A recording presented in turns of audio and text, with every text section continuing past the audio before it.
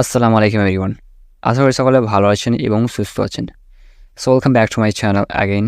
So like as usual আজকে আমরা কিছু ইম্পর্ট্যান্ট স্ট্রাকচারস নিয়ে আলোচনা করব। অ্যান্ড আশা করি আমার এই স্ট্রাকচারসগুলো আপনারা শিখছেন এবং আপনাদের ভালো লাগছে। অ্যান্ড আজকের এই ক্লাস শুরু করার আগে I just would like to request you that if you are new here please subscribe করে নিন চ্যানেলটা, যাতে আমার সাইড থেকে সকল ভিডিও আপনার কাছে সঠিক সময়ে পৌঁছে যায়। সো চলুন আজকে আমাদের এই ভিডিও শুরু করা যাক without wasting our time. So আজকে আমরা মূলত সাধারণত আমরা 4টে করে স্ট্রাকচার শিখি, তো আজকে আমরা 4টে স্ট্রাকচার দেখে নেব। সো আজকে আমরা প্রথম যে স্ট্রাকচার শিখবো সেটা হতে চলেছে, আমরা কিন্তু অনেক সময় এরকম বাংলা সেন্টেন্সে বলে থাকি, যেমন তারা এখানে কাজ করে করে ক্লান্ত হয়ে গেছে। তারা এখানে কাজ করে করে ক্লান্ত হয়ে গেছে। আমি হেঁটে হেঁটে ক্লান্ত হয়ে পড়েছি। আমি হেঁটে হেঁটে ক্লান্ত হয়ে পড়েছি। তারা বাসের জন্য অপেক্ষা করে করে ক্লান্ত হয়ে গেছে। তারা বাসের জন্য অপেক্ষা করে করে ক্লান্ত হয়ে গেছে। সে একই কাজ করে করে ক্লান্ত হয়ে পড়েছে। সে একই কাজ করে করে ক্লান্ত হয়ে পড়েছে। সো আমরা বাংলায় এরকম সেন্টেন্সেস প্রায় কিন্তু আমরা বলে থাকি। তো এরকম সেন্টেন্স আমরা যখন বাংলায় বলবো, তখন এই বাংলা সেন্টেন্সগুলো ইংলিশ করার জন্য আমরা এই স্ট্রাকচারটা নেব। Subject plus am is are plus tired of plus ভার্বের fourth form and other words. And as you know, ভার্বের ফোর্থ ফর্ম হচ্ছে ভার্বের সাথে আইএনজি যোগ ফর্মটা অ্যাকচুয়ালি। সো তারা এখানে কাজ করে করে ক্লান্ত হয়ে গেছে। এর জন্য আমি লিখবো they are tired of working here. They are tired of working here. So যেহেতু দের পর আ হবে, সেখানে আমরা আ বসিয়েছি। And she, he, it, Rahul, so এগুলোর পর আপনি ইজ ব্যবহার করবেন। অ্যান্ড রাহুলের জায়গায় অন্য ব্যক্তির নাম বসাতে পারেন, অথবা অন্যান্য জিনিসের নাম বসাতে পারেন। সেটা যদি একটি মাত্র হয় তাহলে তার সাথে ইজ ব্যবহার করবেন আপনি। আমি হেঁটে হেঁটে ক্লান্ত হয়ে পড়েছি, এর জন্য আমি লিখবো I'm tired of walking. I'm tired of walking. তারা বাসের জন্য অপেক্ষা করে করে ক্লান্ত হয়ে গেছে। They are tired of waiting for the bus. They are tired of waiting for the bus. They হচ্ছে সাবজেক্ট, অ্যান্ড আ হচ্ছে যেহেতু অ্যামিজারের মধ্যে আ বসাবো আমরা দের সাথে। অ্যান্ড টায়ার্ড অফ অ্যান্ড ভার্বের fourth form waiting and other words for the bus. সে একই কাজ করে করে ক্লান্ত হয়ে পড়েছে। She is tired of doing the same job. She is tired of doing the same job. So এরকমভাবে কিন্তু আমরা সেন্টেন্সে বলতে পারি অ্যাকচুয়ালি। সো অ্যাকচুয়ালি খুবই সহজ, আপনি জাস্ট এগুলো শেখেন অ্যান্ড প্র্যাকটিস করতে থাকেন, তাহলে আপনার অনেক ইজি হয়ে যাবে অ্যাকচুয়ালি ইংলিশ শেখাটা।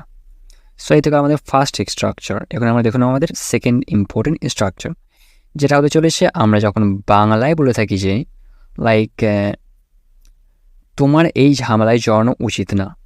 তোমার এই ঝামেলায় জড়ানো উচিত না। আমি এই ঝামেলায় জড়াতে চাই না। আমি এই ঝামেলায় জড়াতে চাই না। রাহুলও এই ঝামেলায় জড়িয়েছে।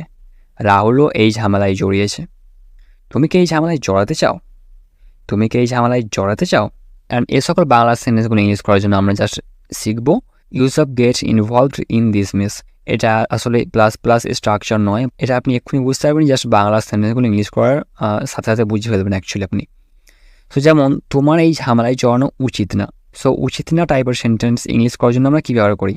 অবভিয়াসলি শুড নট ব্যবহার করি। তো এখানেও আমরা শুড নটই ব্যবহার করব। তাহলে তোমার এই ঝামেলায় জড়ানো উচিত না, এর জন্য আমরা লিখব you should not get involved in this mess. এখন শুড নটকে আমরা শর্ট করে স্টুডেন্ট বলতে পারি, দেন এটা হবে you shouldn't get involved in this mess. আমি এই ঝামেলায় জড়াতে চাই না।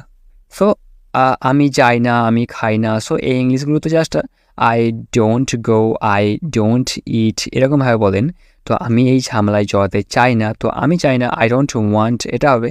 তো আমি এই ঝামেলায় জড়াতে চাই না, তাহলে এটা আমরা বলবো I don't want to get involved in this mess. রাহুলও এই ঝামেলায় জড়িয়েছে। তো এর জন্য আমরা লিখবো Rahul has also got involved in this mess. So যেহেতু এটা প্রেজেন্ট পারফেক্ট টেন্স, সেখানে আমরা গট ইনভলভড লিখেছি, গেটের third form got and involved. তাহলে হয়েছে Rahul has also got involved in this miss.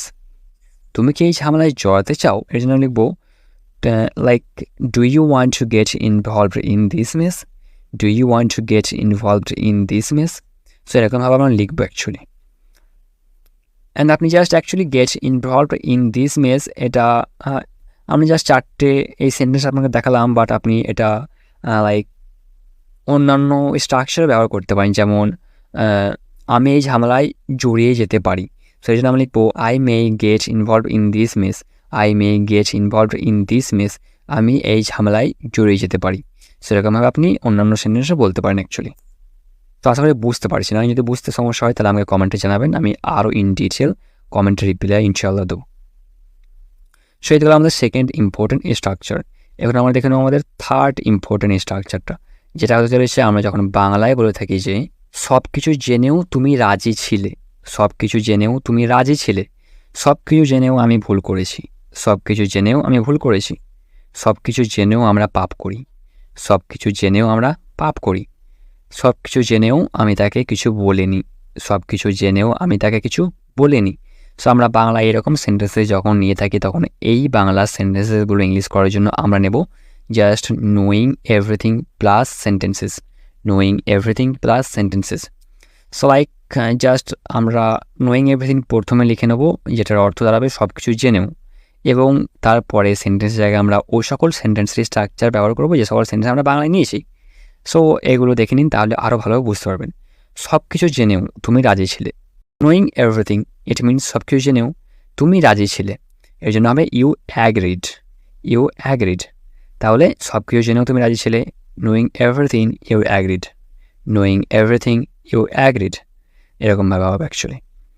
সব কিছু জেনেও আবারও সেম, নোয়িং এভরিথিং আমি ভুল করেছি, আই মেড আ মিস্টেক, সব কিছু জেনেও আমি ভুল করেছি, knowing everything I made a mistake, সব কিছু জেনেও আমরা পাপ করি, knowing everything we sin, knowing everything we sin, সব কিছু জেনেও আমি তাকে কিছু বলিনি, knowing everything I didn't tell him anything, knowing everything I didn't tell him anything. So এরকমভাবে আপনি ক্রিয়েট করতে পারেন সেন্টেন্সেসগুলো অ্যাকচুয়ালি ইংলিশে।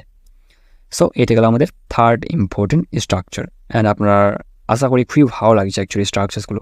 অ্যান্ড আপনি যদি আমার চ্যানেল নতুন হয়ে থাকেন দেন প্লিজ সাবস্ক্রাইব করে নিন, যাতে আমি মোটিভেট হই অ্যান্ড আরও ইন ফিউচার ভিডিও দিতে পারি আপনাদেরকে। সো এখন আমরা দেখে নেব আমাদের লাস্ট ইম্পর্টেন্ট স্ট্রাকচারটা, যেটা হতে চলেছে আমরা যখন বাংলায় বলে থাকি যে সে মনে মনে কান্না করছে, সে মনে মনে কান্না করছে, ছেলেটা মনে মনে পড়া করছে, ছেলেটা মনে মনে পড়া করছে, তারা মনে মনে আমায় গালি দিচ্ছে, তারা মনে মনে আমায় গালি দিচ্ছে, মেয়েটা মনে মনে আফসোস করছে, মেয়েটা মনে মনে আফসোস করছে।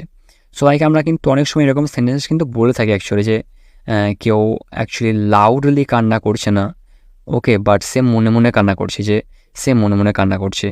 আবার কেউ দেখা যাচ্ছে খুব জোরে জোরে পড়ছে না, পড়া করছে না, বাট সে মনে মনে পড়া করছে। সো সেই সময় কিন্তু আমরা এই সেন্টেন্সগুলো বলে থাকি অ্যাকচুয়ালি। সো এই বাংলা সেন্টেন্সগুলো ইংলিশ করার জন্য আমরা নেব জাস্ট এই স্ট্রাকচারটা, subject plus am is are plus inwardly plus other words, inwardly plus other words.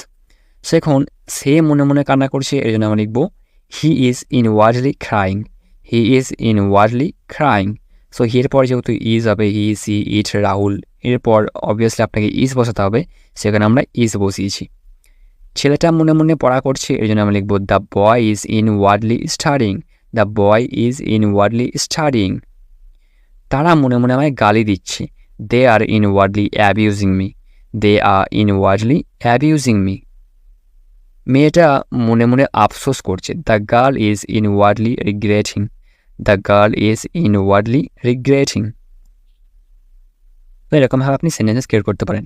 And again আমরা জাস্ট 4টে করে এক্সাম্পল নিই যাতে ভিডিওটা অ্যাকচুয়ালি শর্ট হয়, দ্যাটস ওয়াই আমরা 4টে করে এক্সাম্পল নিই। আপনি কিন্তু হাজার হাজার সেন্টেন্সেস বানাতে পারেন আমাদের এই স্ট্রাকচারগুলো ইউজ করে। সো সে মনে মনে কান্না করছিল, এর জন্য আমরা কিন্তু লিখতে পারি হি ওয়াজ ইনওয়ার্ডলি ক্রাইং। তো জাস্ট অ্যাম ইজ আর এটা কেটে আমরা ওয়াজ ওয়ার লিখে দেবো, তাহলে কিন্তু এটা পাস্টের অ্যাকচুয়ালি সেন্টেন্স হয়ে যাবে। ইজটা কেটে দিয়ে ওয়াজ করে দেবো, দেন দ্য বয় ওয়াজ ইনওয়ার্ডলি স্টাডিং। তারা মনে মনে আমায় গালি দিচ্ছে, এটা দে ওয়ার ইনওয়ার্ডলি অ্যাবিউজিং মি, তারা মনে মনে আমায় গালি দিচ্ছিল। মেয়েটা মনে মনে আফসোস করছে, এর জন্য এটা লিখেছি মেয়েটা মনে মনে আফসোস করছিল, এর জন্য আমরা লিখবো দ্য গার্ল ওয়াজ ইনওয়ার্ডলি রিগ্রেটিং। সেরকমভাবে আমরা করতে পারি, জাস্ট অ্যামিজারের জায়গায় আমরা ওয়াজরা বসাতে পারি। ওকে, সো এই ছিল আজকে আমাদের কিছু important structures, and I hope that আপনাদের খুবই ভালো লেগেছে। যদি ভালো লাগে থাকে অ্যান্ড আপনি যদি আমার চ্যানেল নতুন হয়ে থাকেন then please subscribe my channel to get all the videos from my side. So আবারও দেখা হবে নতুন কিছু ভিডিওর সঙ্গে। Till then take care of your selves brothers and sisters, and bye by.